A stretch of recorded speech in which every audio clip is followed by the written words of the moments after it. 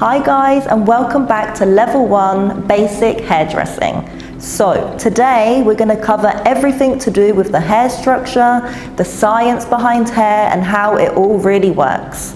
So first of all, I want to talk to you about hair. What is hair? So as you can see here, we have hair. We're going to explain about the layers of the hair, how it's made, what it's combined of, and how it really works. So, as you'll see, there is 3 layers of hair. We have the outside layer, which is called the cuticle. We have the inside layer, which is the cortex, and the inner layer, which is the medulla. So, what are these parts of the hair? 3 layers. Cuticle, which is the outside layer. This is what protects everything inside. It's made up of very fine feathers. It's delicate. This is what can become damaged fast. The inside layer is the cortex. Now, the cortex is the most important part. This is where everything lives inside. In the cortex, we have 5 main elements, okay? As well as your protein, your natural keratin, we have these 5 elements that live inside. The first one is carbon. We have 51% carbon that lives inside the cortex. The second one is oxygen. So 21% lives inside. The third one is hydrogen, which is 6%. Then we have nitrogen, 17%, and sulfur, 5%. So these are really important elements that are all living inside the cortex. Now we're going to move on to scalp conditions. So for healthy hair, we need to have a healthy scalp. This is where it all begins, on the scalp. So there are 4 types of scalp conditions. The first one is dry scalp. The second one is oily scalp. The third one is sensitive scalp. And the fourth one is hair loss. All of these 4 conditions, we need to analyze, check our client's scalp before we carry out any chemical services, any scalp treatments, really to understand if there is any problems, how we can solve them, and to avoid causing any reactions. So what we have here is we have this amazing camera which can analyze and can zoom in. As you can see on the screen, it shows you as a close-up what's happening. So you can see, for example, here we have the hair growth, the scalp. You can tell if the scalp is dry, if it's oily. This is a really amazing way to analyze what type of condition your client has. So let's talk about the first condition which we spoke about, which is called a dry scalp. What is a dry scalp? So a dry scalp, we also name it as dandruff. This is when you can see very dry white flakes. So almost as if you touch the head, you're going to see like white flakes that are dropping or falling on the hair. This is due to dryness. The second one is oily scalp. So dry scalp and oily scalp, this is all part of the pH, which we're going to go into detail a little bit later. There is different types of pH level. Dry scalp and oily scalp are the opposite. So when we talk about somebody that has an oily scalp, this is, the scalp is very shiny, they have to keep washing the hair, and it just doesn't seem to absorb any dryness. The third one is sensitive scalp. This can be when you see like redness, it can also be itchy, very sensitive.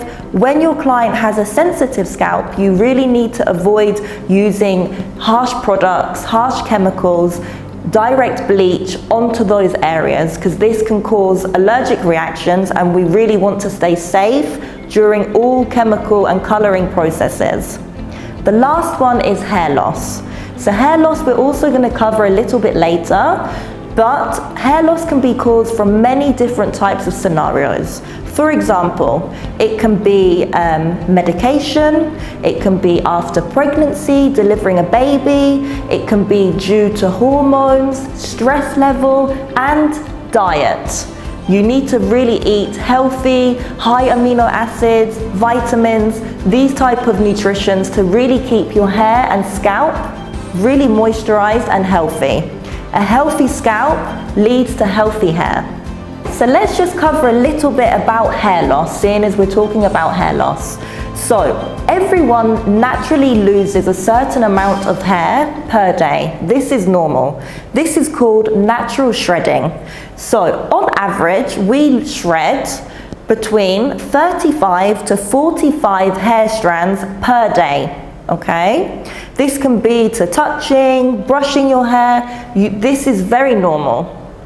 We also have abnormal hair loss, okay? This is certain hair conditions called alopecia. Now, alopecia can be due to hereditary statuses or from stress, and it's very common in men over a certain age. Let's now talk a little bit about hair texture. So, there are 3 types of hair texture. We have fine hair, medium hair, and coarse hair. You can really assess all of these 3 points by looking at your client, by touching their hair. You can analyze and see what type of hair texture they have. So, the first one is fine hair. Fine hair, it's very light, very see-through. Medium, it's a bit coarser. You can see that it looks darker, fuller. And then the last one is thick, coarse hair. So thick, coarse hair is a lot stronger, a lot darker, and it's harder to break. Okay, so 3 types of hair texture is fine hair, medium hair, thick hair. Hair porosity. So earlier on we were talking about the hair structure and how we can feel if the hair is damaged, if the cuticle is open. So here, when we're analyzing for hair porosity, the hair should ideally be wet. You take a piece of hair, you can spray it, and then you're going to stretch the hair. So we have 2 types of hair porosity, okay? We have ones that are elastic and ones that are not elastic. So, for example, if I have very healthy hair and I spray it, and then I'm going to pull the hair to see the elasticity of the hair, it should naturally stretch 50% and go back to its natural form without damaging. This means that the hair is healthy and strong. If I have a strand of hair and I spray it, and then I'm going to try to stretch it or touch it and it breaks, this means the elasticity is very poor and it's over-processed, damaged hair.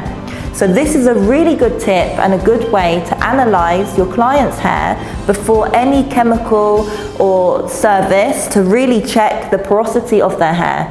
As most clients, when their hair is dry, it can look very healthy and good condition, but as soon as you wash it or you apply chemical products, you realize that the hair is very damaged, very weak, very over-processed.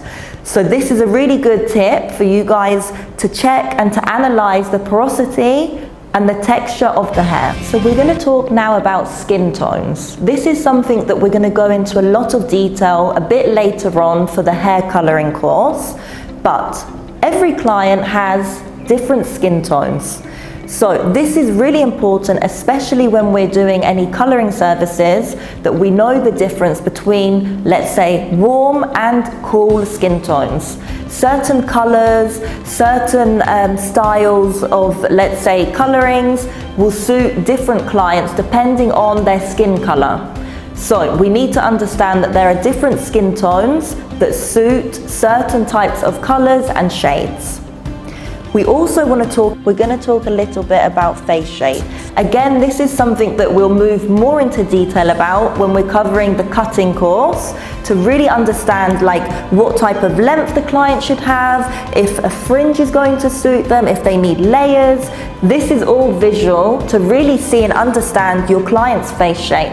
As hairdressers, we always have our hair section, we have our mirror, which is in front of our client, and we're always standing behind our client so we can really see exactly what they're seeing. This is very important, to always allow your client and for yourself to be visual and to be able to see in front of the mirror, to both check and decide what colors, what style, what type of length, etc. you should be doing.